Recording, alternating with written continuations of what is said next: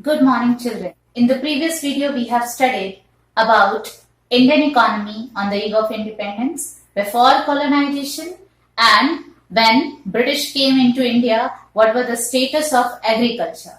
Now, in this video, we will discuss about what was the status of industrialization. Before that, let's understand when agricultural status, we have already seen what was the condition, what Indian economists was doing that time. Are they were not planning for development of Indian economy?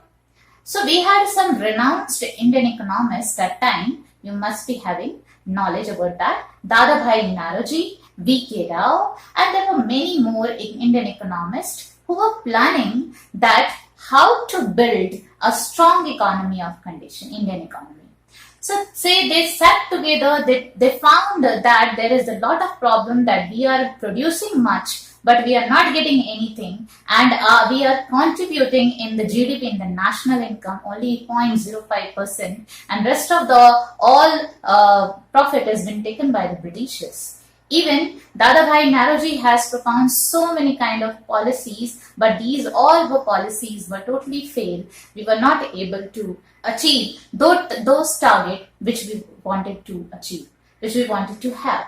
So one of the V.K. Rao policy was to make the national income, and the calculation of the national income was only successful. So this kind of our economist also was worried about that, and they had also some of the plans, some of the procedure. So now we will discuss about what was the status of Indian industrial condition at the time of British. So let me explain you how British was so clever and how they do not want that India should be an industrialized country.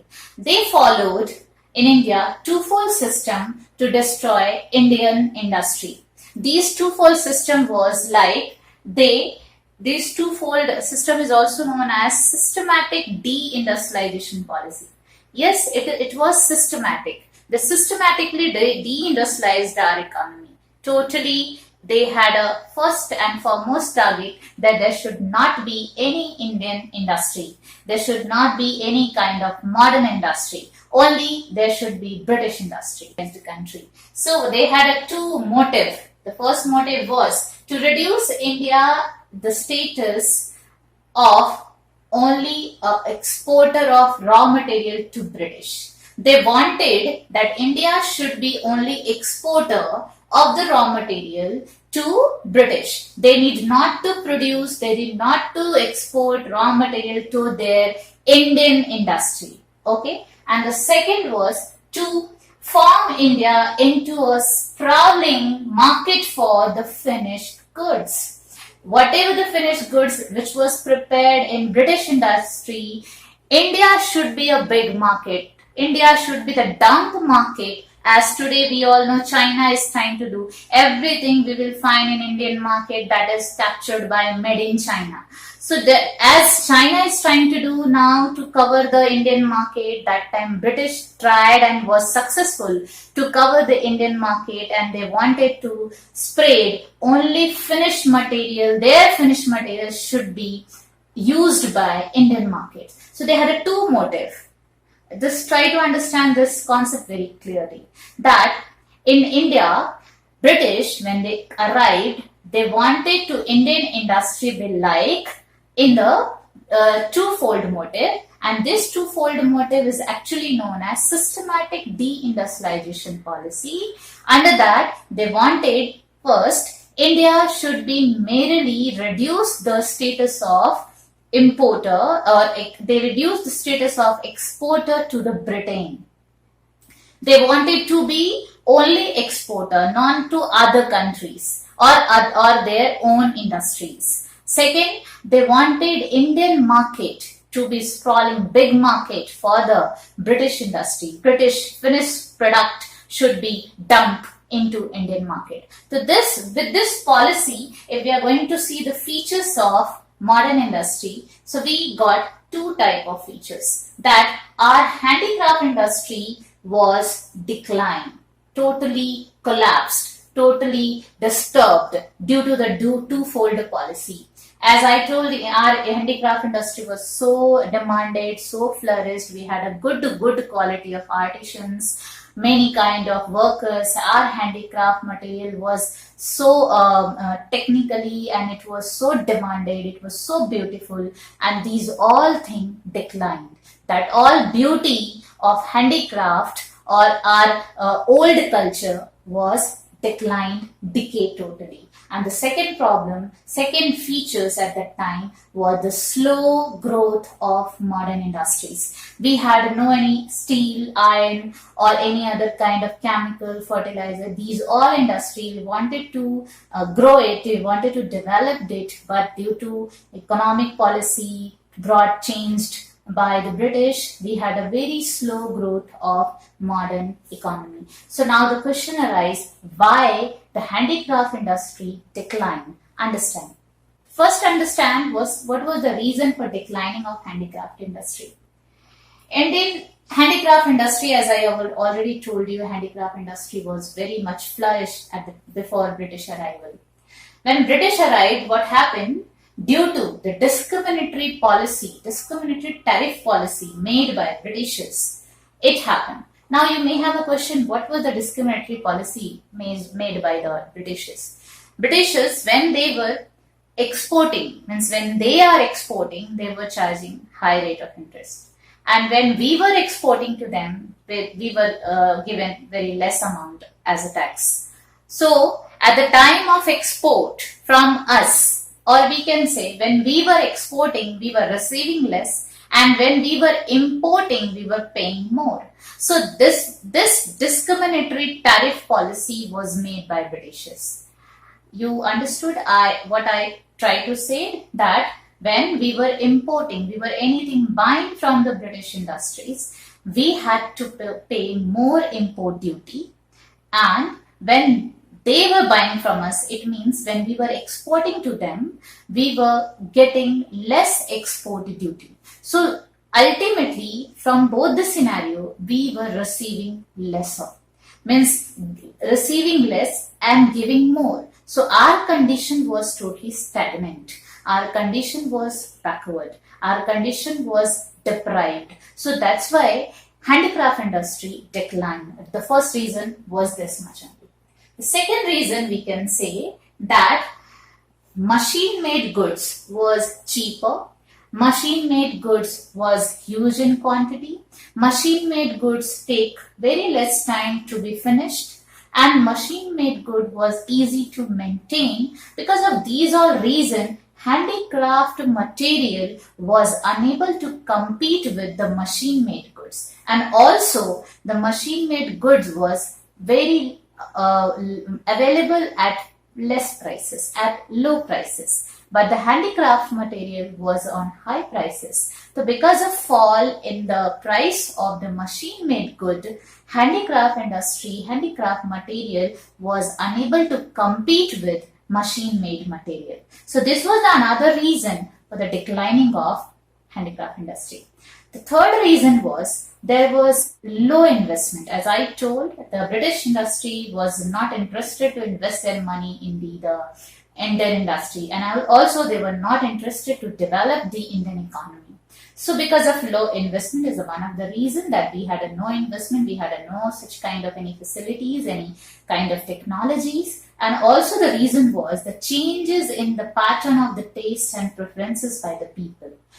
Now people were preferring more to the machine-made good as it was easy to maintain, as it was easy to wear, or as it was very available at a low price. So because of these all reasons, and also it was advanced one, so because of these reasons, the taste and preferences of the people was changed, and now handicraft material were less in demand.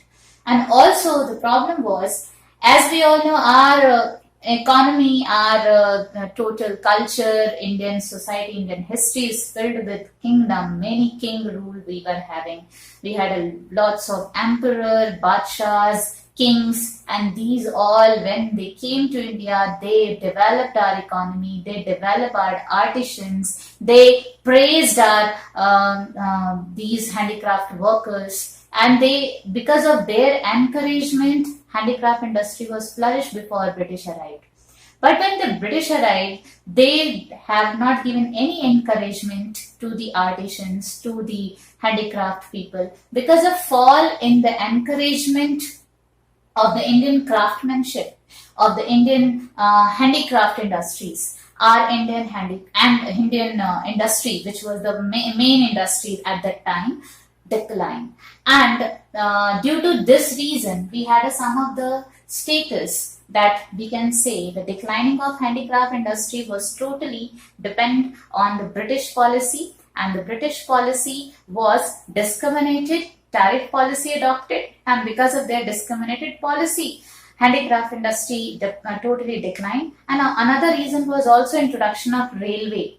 Introduction of railway also destroyed handicraft industry, because railway was able to reach to the interior area, and that benefited only to British industry. That was not benefited for the Indian industry and Indian material. So every corner of the India, the material was supplied through the railway, and it was totally benefited British industry we had. So introduction of railway also was the main reason to declining the handicraft industry. So we can say, what are the points? I hope you all are noting down all the points. As I told, this Indian economy chapter means all the Indian economic development chapter, you need not only depend on the book but also note down the main points, and only reading these points is sufficient. No need to go into the chapter much, because these specific points are only will be asked in the examination. So what are the points? If the question will be asked, what was the reason for declining the handicraft industry, what you are going to write down? The first, that the discriminated tariff policy. Second, what was the change in taste and preferences by the people. Third, what will you write? That there was fall in encouragement by the British to the handicraft industry. And the fourth, which I explained, that the Indian industry, means Indian handicraft industry, due to fall in the price of machine-made goods, it was unable to compete with it. Fifth, introduction of railway. So these all points you will write in declining of handicraft industry. Now, the reason for slow growth rate of modern industries. So reason for the slow growth rate of modern industries. So modern industry, we are talking about those industry which is very much required, as we have iron, steel, any kind of any machine-made material, tools, equipment, cement, fertilizers. These all industry we are talking about. At that time, we had few modern industry, but it slowly started, and there was very low growth of these industry. So let's see what was the reason why our industry was not developed at the time, and what Britishers have done. That was the reason. These were the reason. Because of that reason, our industries were not developed. The reason was Lopside of growth of industry. As I told, we had a few industry, like we had a textile industry at that time in the Gujarat and Maharashtra, especially in Maharashtra, and this was also, the owner was Indians. Most of the cotton textile industry was in hand of Indian people, and also was jute industry, and these jute industry was mostly found in the Bengal area, and it was captured by the foreigners, means Britishers. So, and apart from that, we had some of the Tata iron steel industry, as we all know, Tisco industry was also there. It was established in 1907, and few other industry was also, we had some of the cement industry, we had some of the steel industry. So these all industry was slowly grow, and the growth rate was very lopsided because of the British policy. Because I told, British was not wanted that India should be our exporter or independent. Indian economy should be dependent. This was the only motto of the British. So because of this policy, they did not supply the raw material to these industries, and because of the lack of the raw material, the industry growth was very low. Other reason was that the lack of capital good industry, we had a very short, very few kind of industry, and especially there was no capital goods industry. Capital goods means those industry which can produce any machine, any tool, any equipment for the further production. So these kind of industry we would not have. And British was having only one motto, that India should be dependent on Britain to buy the capital goods. That means we have to buy at every time, we need to dependent on the British industry to buy the capital goods. So because of the lack of capital goods, as we require to develop an economy, as I told, our economist had a plan that if we are going to produce more and more, if we are going to have a more industry and more capital good, we will be able to overcome from the situation what we are suffering at that time. But the Britain policy was totally different. So because of that reason, lack of capital goods industry, we had a very slow growth of our modern industries. If we talk about the contribution to GDP, as we are able to understand with this above 2 points, that we were not able to get the supply of the raw material. Actually, all the raw material was given to the Britain industries, and there was lack of shortage of raw material in the Indian industries, and also we had a few very few industry, and these industry required machines, required tools, required equipments which was not available. So due to that, we were unable to contribute to the national income, and due to that, the GDP with the help of the Indian industry was very low. The contribution to make the GDP of the country was very low. So because of that reason also, it was declining, it was not getting any investment. And if we talk about the area of the operation of the public sector, most of the industry, whether it was the railway, post office, communication, most of the public sector industry was in hand of Britain. And whichever some of the part of these area means where we were having under control, these were not developed, these were not given room to develop. So because of that reason, there was slow growth of Indian modern industries. What type of question can be asked, and how we are going to prepare these topics? The question will be as simple, direct, and related to the understanding that this is first from the agriculture status. What the question can be asked? Write down the status of agriculture at the time of independence, or what was the reason of backwardness and stagnation of agriculture at the time of independence. So you are going to write down only points. What points I have discussed already, these points you are going to explain in words, and the explanation should not be like feeling based. It should be to the point, it should be logical point, and you are going to explain that. Similarly, the question will be asked from the industry part. Industry part, two questions always asked. What do you mean by twofold, means deindustrialization policy by the British, or declining, what was the reason of declining handicraft industry? So this is the very important question from this topic, and you are going to write down the points first, and the explanation of points should also be in a point. So this is the only key to get good marks in Indian economy. Rest we will discuss next video. Till then, wait.